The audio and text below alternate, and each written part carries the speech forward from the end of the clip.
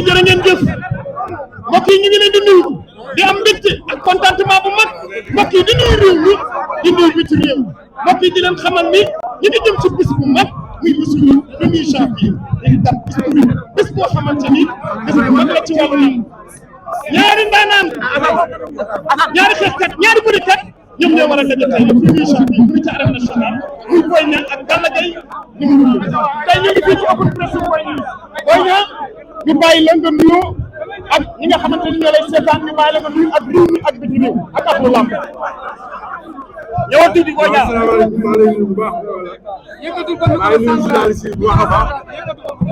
ñu ngi sant yàlla jël si yéen di sant suñu ay yaay waajur. ñu ngi nuyu waa kër Cheikh Moussa Sarr bi. ñu ngi nuyu waa kër Cheikh Oudou Mame yëpp di leen béy bu baax di leen ziar. mais di nuyu waa Pikine.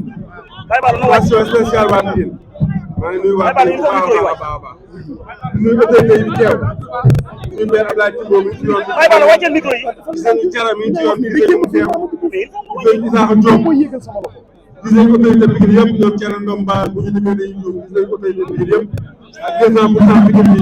suñu ay papa ñu ñëw taxawu ñu baax gis nañ ko. suñu frère yu bëri tamit gis nañ taxawaay bi ñu ñëw ak ñu ñëw. ñu ñëw tamit seen xel ak seen xol yëpp ñu ngi sant ñëpp di gërëm ñëpp di ñuy ñëw ñëpp. di leen bëgg bu baax a baax di kontaan di nuyu journaliste yi di leen wax Massa Thioro bi ci def yëpp incha allah. Boy Niang balaa ñu lay laaj benn question dañ lay laaj nga dugg si ci biir stade Alassane Diouf nga gis stade bi ku ne ci yéen ku ci ñëpp jëm topp sa ginnaaw loolu ba nga ko gisee ba nga yëg nga am. waaw dañuy sant yàlla bu baax rek parce que man doomu Pikine laa ñu ngi teew tamit ay doomu Pikine lañu tey xam nañ ñoom bu baax Boy Niang parce que booy commencé ma carrière ba léegi fi laa commencé fi laa defee lépp lu ma am ci làmb fi laa ko amee donc xam nañ bu baax xam nañ ni les grands rendez-vous bu ma tegee sama loxo damay def fulaa fayda ak jom joxe sama mbaxal incha allah. mais dafa mel ni grand rendez-vous bu sa am muy Tapha Tine muy Lac de Guiers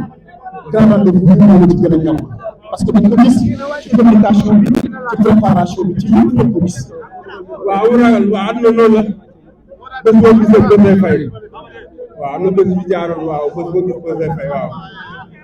waaw baaxul daal waaw baaxul waaw waa jënd de waaw waa jënd bu baax a baax a baax waaw baax na combat bi ñëw nañu bu baax comme li ma waxoon rek waa ji daf ñuy jox bakkanam wala mu jël suñu bakkan incha allah waaw suñu papa Abdoulaye Timbo monsieur le maire de la ville Abdoulaye Timbo suñu papa suñu xarit maa ngi lay nuyu bu baax di la remercier bu baax kontaan nañu sa présence kontaan nañu ci présence autorité Pikine yëpp vraiment on est fiers de vous merci beaucoup. monsieur le maire Abdoulaye Timbo le premier magistrat mi ñu xaar ko Lamine waaw léegi Boy Niang ñëwul waaw xam nga Abdoulaye Timbo bu leen fàtte ni il est le premier magistrat de la kon bu Boy Niang amee combat tey mu teew il faut ñu jox ko micro mu dalal rakkam dugal ko kon monsieur le maire ñoo ngi nuyu doomam. waaw jërëjëf maa ngi nuyu waa Pikine yëpp di ci teg ci nuyoo bi dëggoon li nga xam ne mooy Baye Boy Niang waaye di nuyu champion Pikine yëpp tey jii Boy Niang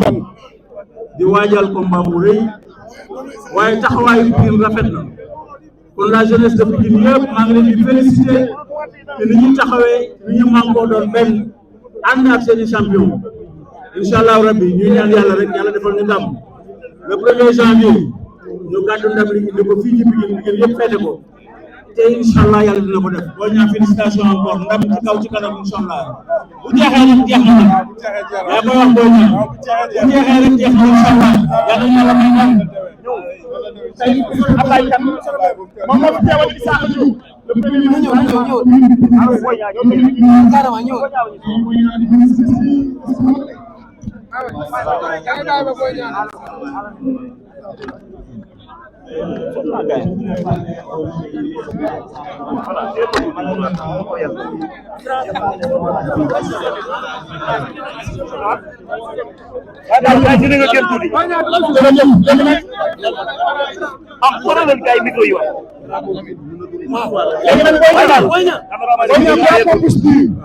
am nga combat bu mag ndax ki ngay dajee champion ki ngay dajee xeexkat la est-ce que Boy Niang pare na pour attaquer Balla Gaye waaw da nga ki may dajeel ndaanaan la waaw ndaanaan bu doxee ndaanaan koy faj naan bu dofee daan koy faj mbër bu doon mbër koy daan amul benn problème wala moom xam ne am na adversaire waaw am na boobu décidé bi laay walaay am na boobu décidé bi laay walaay dañuy jëflante de dañuy jëflante bu baax a baax incha allah. Boy Niang day dem wala day taxaw. lépp laay def lu may def nekkul yow laa koy wax nekkul presse bi laa koy wax loolu sama affaire bopp la comprendre mais lépp laay def nga xam ne moom lu muy ni fekk ko bi lu muy niwul mi ngi fi incha allah. engagement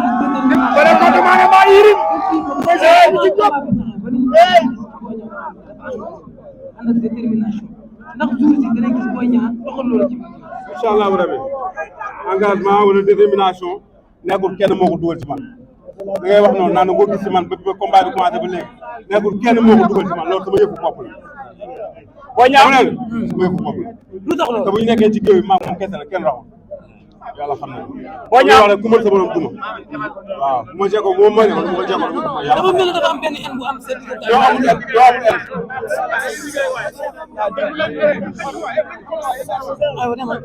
waaw comme ni nga waxee rek amul en yaa ngi dégg babal amul en lépp laa bëgg du weesu waaw boo gisee wax loolu mooy wóorul ko amul bal bu baax a baax booy waaj na bu baax a baax incha allah te nañ laal maa moom nañ laal bu laal a pare moom dina am kan mooy Boy Niang incha allah. naa ngi groupe bi bari ci toog ci combat bi Boy Niang dafa blessé wala ngeen waroon def seen dernier face to face ñu gis sa adversaire yi yow suñu la xelu nit ñi gën a jaxasoo lan moo war a sa ñàkk a teew démb sa staff yëpp waaw maa loolu damay dara sama xelu supporter rek maa ngi sant yàlla bu baax a baax a baax dëgg dara jotuma maa ngi sant yàlla bu baax a baax maa ngi sama ruk di liggéey ak samay staff nekk ci li ma war a nekk comme ni ñu ko waxee face à face démb bi nag li may njëkk a def mooy damay njëkk a jégalu monde lamb jégalu promoteur jégalu ñëpp parce que xam Boy Niang xam ne ku am respect ci promoteur la ku am respect ci doomu aadama la ku respecté contrat la waaye damaa génnoon moo woo naa promoteur bi déggal naa sumay staff ma ni sama gars yi ma yabal leen yu teel a jiitu pour wan ni leen ni ma gaawoon di ñëw yegg balaa may yegg si dégg naa sama adversaire ci la quitté ñu woo ma ne ma quitté dama ne garaaw kon baa ñu loolu rek moo tax erreur la rek parce que dañoo génnoon ñu nekkoon ci yoon waaye ku xam Boy Niang xam ne ku respecté contrat la mosuñoo ñàkk fayda ci contrat mosuñoo def loo xam ne war nañu ko def comprendre suñu woo rek face à face dañuy teew parce que man ak adversaire bi ñu des yëpp ay détails comprendre maa ngi jégalu promoteur bi di jégalu mbër yi di jégalu axlu làmb di wax ni Boy Niang ku respecté contrat dafa nekkoon ci yoon rek moo tax sa ñàkk a teew tax na mu énervé mooy bëri mooy duma mooy daan waaw loolu waxum boppam la rek waaw bu énervé wala mu ñàkk énervé comme ni ma ko waxoon rek moom Balla bu amee lu mu guuxal Boy Niang jarul yàkkam ni bi damay sifflé génn suñu diggante man ak moom ñu jëflante la ma guuxal na ko wane foofu man li ma ko guuxal ma wane ko foofu jarul wax ju bëri comme naa mbele coow la comme naan nga moom bu amee lu ma guuxal wala bu amee lu mu mel ci Boy Niang wala man dama man ak moom benn histoire boo xam ne histoire ranki bu yàgg dañuy tëj barrière yi lépp génn ñu sifflé man ak moom ñu càkkaaroo ñu jëflante comme naan dañu xam dal mooy ndam incha allah Boy Niang ñu gis Boy Niang ñu gis signature bu njëkk bi mu mel ni Balla daf la tante benn pièce boo xamante ni daf ci dañ ci tombé mu indi la loo xamante ni daf la wax loo deuxième signature bi nga ñëw rese loolu lan moo waral dellu ginnaaw bi. non amul dellu ginnaaw dellu ginnaaw du amul fii lamb communication la yaa ngi dégg Lamine yaa ngi dégg Baba la. acca Boy Niang amul dellu ginnaaw ci wax lamb communication la lamb jëf la comme naan li may communiquer ak li may jëf loolu man la concerne loolu du mbiru boppam le fait que ni may bëree wala ni may doxalee wala ni may préparé wala nan laa nag toujours ba loolu nekkul benn mbindeef moo ma koy wax loolu su ma yëfu bopp la ak samay staff comme naan incha allah non amul ragal pare nañ bu baax a baax mooy tënk rek waaj nañ bu baax gars yi waaj naa bu baax a baax te dimanche soreetul Balla bu fekkee moom mën wala moom ëpp doole arbitre dina siffler gën sama diggante dégg nga tey xoolal waaw loolu waxu boppam la loolu waxu boppam la kon li ngay wax yaa ngi dégg Fadel loolu waxu boppam la yaa ngi dégg dañ ko dëpp micro mu wax waxu boppam loolu affaire boppam la waaye dama la bëgg a waxal déglu ma ñëw dama la bëgg a tënkal ma ni la man Boy Niang doo piin waaj naa combat bu baax a baax waaw dégg nga ma wax déggoo ma waaj naa bu baax a baax a baax te moom bu abi sifflé man ak moom ñu sekki géew moom ni frère lu ma xamee woon kan mooy Boy Niang moom dina xam kan mooy Boy Niang di leen jëflante bu baax a baax a baax teg bakal comprendre nga incha allah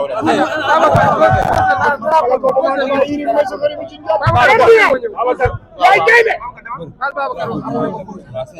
Boy Niang maa ngi lay ziar bu baax a baax. waaw di la laaj question ma lay laaj mooy par rapport ak combat bi parce que seen premier jàkkaarloo Sorano kër da nga sëkkatal Balla Gaye sëkkatal bu doy waar yaa ngi dégg ba jox ko temps maanaam loo xam ne moom moo ko daan wax une minute boo ñëwul ma ñëw nga jox ko temps bu mel noonu ñu seetlu ne dernier signature bi ngeen def wala ñetteel bi ngeen defoon nga teg ñere ci EDK Pikine bi da nga mel ni da nga ne combat bi yow léegi dootoo sax def loolu li nga maanaam yow nante nga da ngay cons léegi combat bi est-ce que da ngay jógee ca une minute ya bëgg a guddal combat bi jàpp na sa adversaire amul entraînement bu toll noonu wala loolu du loolu sax boo dégg ci biir wax mu jox ma combat bi mais moom may xale la bëre na def lépp ma ne comme may xale kay combat bi kon dafa war a métti comme yàlla comme man may xale combat bi dafa war a métti dañoo war a bëri 15 ba 20 minutes yoo xam dañuy xeex di bëri di natt di dem ardo di ñëw bu ko defee day xam ma ñëw bu ko defee day xam kat mooy xale ak kat mooy mag loolu moom bu yow mu wax dañuy xeex di bëri di gaañ di dem ñëw loolu moom day ko combat bi dafay métti parce que combat bu ñuy saasaaxee ay rëbb ku nekk dem ñibbi loolu dafa yomb combat 15 janvier la day métti day saf saf maa ngi moom histoire bi dafa gudd yaa ngi sib loolu ma ñëw histoire bi dafa gudd yaa ngi sib waaw ñuy sant yàlla yàlla mooy lépp waaye foofu ñu tëbale maa ngi sant ñëpp nag gars yi maa ngi sant ñëpp maa ngi gërëm ñëpp benn question la équipe nationale moo doon génn wala équipe rek en général ñoo doon génn ñu jox leen drapeau dañ jëm ci combat ñu drapeau drapeau waaw comme ni nga waxee rek loolu mi ci kontaan rek dafa nga may waajal bis di génn Pikine yàgg na maa jox drapeau mais bii dafa symbolique rek ñu def ko yàgg naa génn di représenter Pikine fu mu mën di doon di ñëw di teg sama bakkan comme daal mais bii ñoom dañ ko boole daf ko waxee bu naa jox ma drapeau comme ni ñu koy joxee Ama Baldé sama frère comme ni ñu koy joxee ma seen comme ni ñu koy joxee Sokh ak booy bu yëpp ñi am combat ñu leen ñaan si moom dafa leen ndam ñi amul combat ñu naan si moom dafa leen combat ñi daal ñu leen di félicité comme daal comme ni ñu koy waxee rek dafa nekk lu symbole mais man fu may def Pikine daay représenter Pikine moo nekk sama deret comme daal loolu amul benn problème maa ngi sant ñëpp waaw di masawu ñëpp képp koo xam ne ñëw nga fi daj ci coono maa ngi lay masawu baax a baax di ñaan suñu borom dafa ñu jàmm may ñu tànn ñu ñëpp ñu fekkee bët bi le président bi kenn bañ a gaañu yaa ngi dégg moom bii mbër bi sama adversaire da koy ñaanal jàmm ak ñu ma àndal yaa ngi dégg ñu xam ne sport bi fair play ñu ñëw bokk ndey bokk baay bi liggéey waaye amul xeex amul xuloo amul sànni xeex amul yóbbu jàmm stade amul yàq dara ku nekk rek na nga gàmm sa mbër nga wóoru ko nga bàyyi ko mu si biir géew mu jëflanteeg waaj ba mu daan ci am mbër wax ko nga wax ko waaw bu jeexee jeex na maa ngi sant ñëpp mais maa ngi sant maa ngi nuyu waa kër Cheikh na Cheikh Sadou Abi maa ngi nuyu waa kër Cheikh na Wuldu Maamin maa ngi leen di nuyu bu baax a baax ak képp koo xamante ni ñuy jàppale dafa ñaanal bu baax a baax mobilisation bi jarul wax comme li nga wax ñun dañuy jàpp rek yaa ngi ko xam fi ñëw gis leen fii ñu feesal fi dal ñoo ñëpp jàppal ni dañuy jàpp dugg comme daan nga mais ci jàmm ak salaam laa woote non violence jàmm ak salaam